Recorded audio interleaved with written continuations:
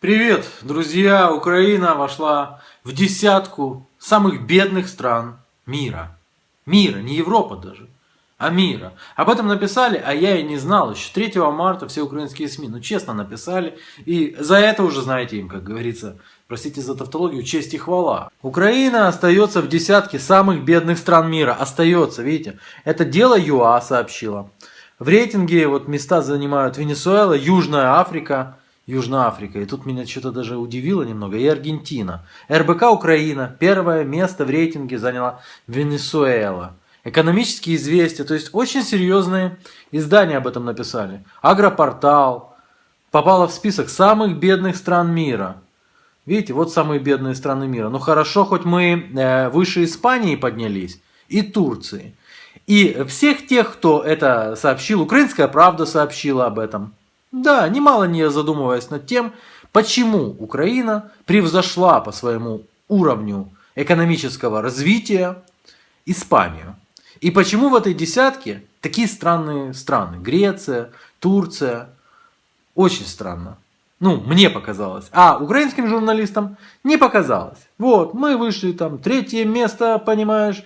Экономически несчастная Украина оказалась в топ-10 самых бедных стран мира. Это Портниково, издание Портников. Я тебя жду, падла, в суде. Так, Украина поднялась в рейтинге самых бедных стран. Поднялась. О, уже хорошо, Украина поднялась в этом рейтинге, я же говорю, обошла она Турцию, Грецию, Испанию, опять-таки. И на первом месте самая бедная страна мира, это Южная Африка. Дело в том, что многие люди почему-то путают Южную Африку с Африкой не южной, знаете, с Либерией, с Нигером. А на самом деле Южная Африка достаточно развитая страна. И если мы будем сравнивать ВВП на душу населения Украины и Южной Африки, то я не смотрел, честно, не проверял, но мне кажется, что Южная Африка раза в 2 выше. А теперь давайте все-таки посмотрим, что там странные, нет? Вам не кажется, что странная какая-то десятка самых бедных стран мира? Испания, Греция, Турция, да? Давайте-ка попробуем найти здесь Украину. Можно смело опускаться вниз. Вот, кстати, Испания, 29 место. Опускаемся, ничего, не бойтесь, товарищи, не пропустим. Где-то внизу там, есть, 134 место. Странно, но ведь мы же выше вроде бы как Испании, не выше. Вот это ЮАР, 87 место. А вот это Аргентина, 52 место. Аргентина у них там тоже была потрясающая на низких позициях. Что, тупоголовые, даже не подумали, что 10 стран не могут выглядеть вот так вот. 10 самых бедных стран, это Сомали, пока это было еще страной, сейчас из-за гражданской войны они развалились вообще. Либерия, уже упомянутая мною, и ряд других африканских стран, конечно же, там Конго и остальные. Как Испания могла оказаться в десятке самых бедных стран мира, а? Ох и тупые. Заходим на Bloomberg, на который они ссылаются. Оказывается, это индекс проседания экономики, то есть имеется в виду падающие экономики. И на первом месте на самом деле Африка, потом Аргентина, Греция, Испания, потом Украина. Но это, согласитесь, немножко не то, что десятка самых бедных стран мира. И уже, почему я вообще об этом вспомнил? Потому что с утра смотрю я Юлію Тимошенко. Зовні це виглядає так. Є рейтинг, світовий рейтинг видання Bloomberg, який визначив найбідніші країни світу. Юля, не позорься. Юля, ведь Юлия Владимировна это далеко не самый глупый человек в Верховной Раде. Серьезно, она очень умный человек. Юлия Владимировна, пожалуйста, не делай этого. Україна увійшла в десятку найбідніших країн світу і зайняла в лапках почесне місце після Південної Африки. ЮАР. Это серьезное государство, Юлия Владимировна. Как ты себе представляешь ЮАР? Что с ними со всеми происходит в этом парламенте? Так увійшли в десятку найбідніших країн світу. Наступне. Садись 2, убирайте Тимошенко, она тоже испортилась. Надышалась этим, знаете, выхлопами. А дело в том, что когда тупые вдыхают и выдыхают воздух, а ты потом вдыхаешь, и если концентрация тупых очень большая, а в раде ее зашкал просто, то надышавших этим воздухом, тоже становишься тупоголовым. Теперь пойдем на улицу Владимирскую в Киев.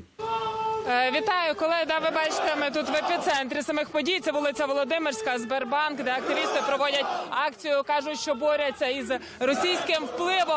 О, типичный Киев. Улица Владимирская, это центр города. На улице Владимирской СБУ находится. Ну там дымовые шашки и еще что. Активисты решили возле Сбербанка выстроить стену. Ну, активисты. Это Азов, знаете, министр МВД сказал надо, и Азов ответил есть. Ну и погнали. Строят достаточно профессионально. Вот, возводят стену.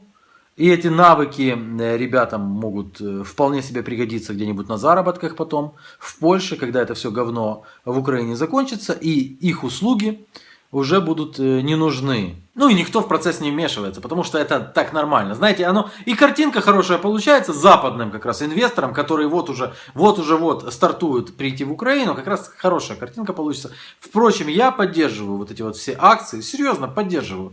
Выгоните всех, выгоните полностью всех. У нас есть чем заниматься. Куклы-мотанки наши пользуются большой популярностью на Западе, в этномагазинах, к примеру. Что такое улица Владимирская? На улице Владимирской буквально 3 дня назад чинили дорогу. Вот, смотрите.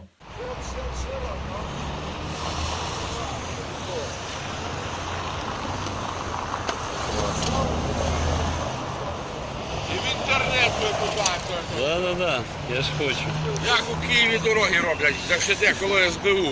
Євро. Да, оце. Так, кстати. Вам печать, що попало, да? Оце таке, оце що попало, те ліпить. І гною туди побільше. Гною побільше туди кидай, каже. Ще СБУшник получится.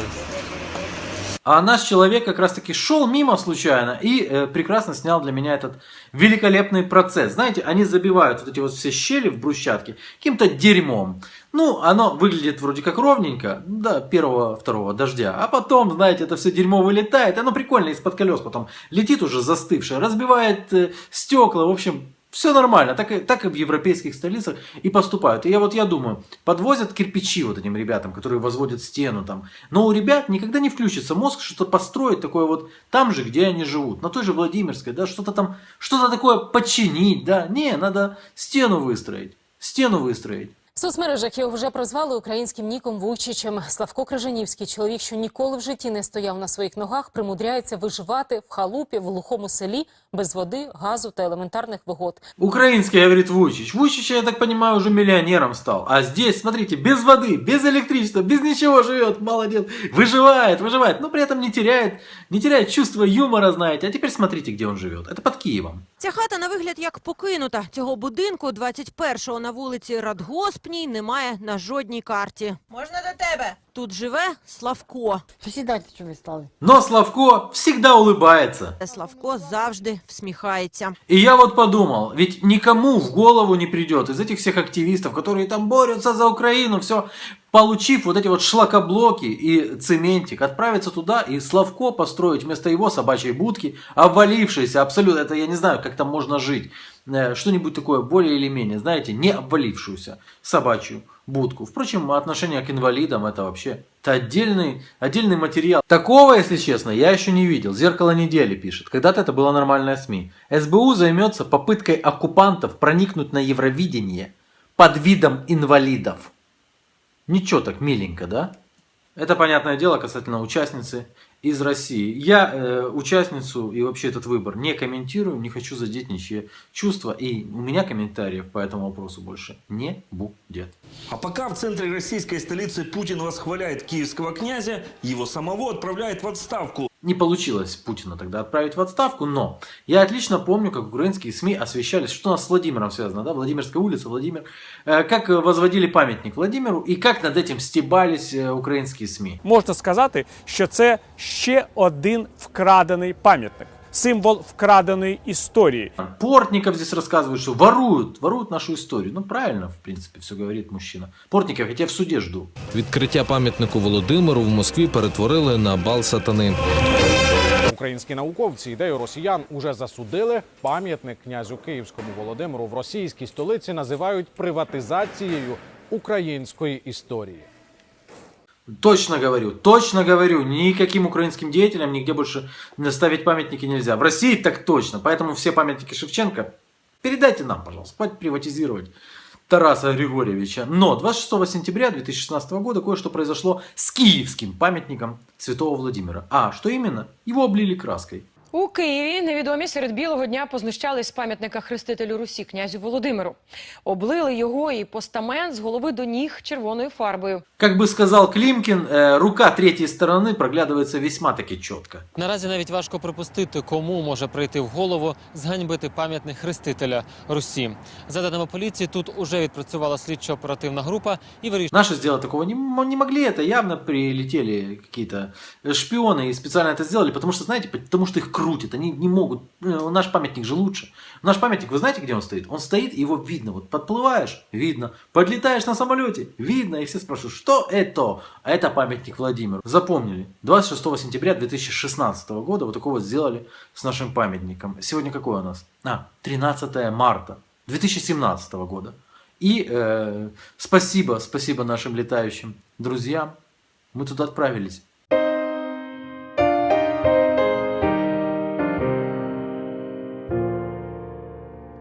Home, no more home to me, whither must I wander?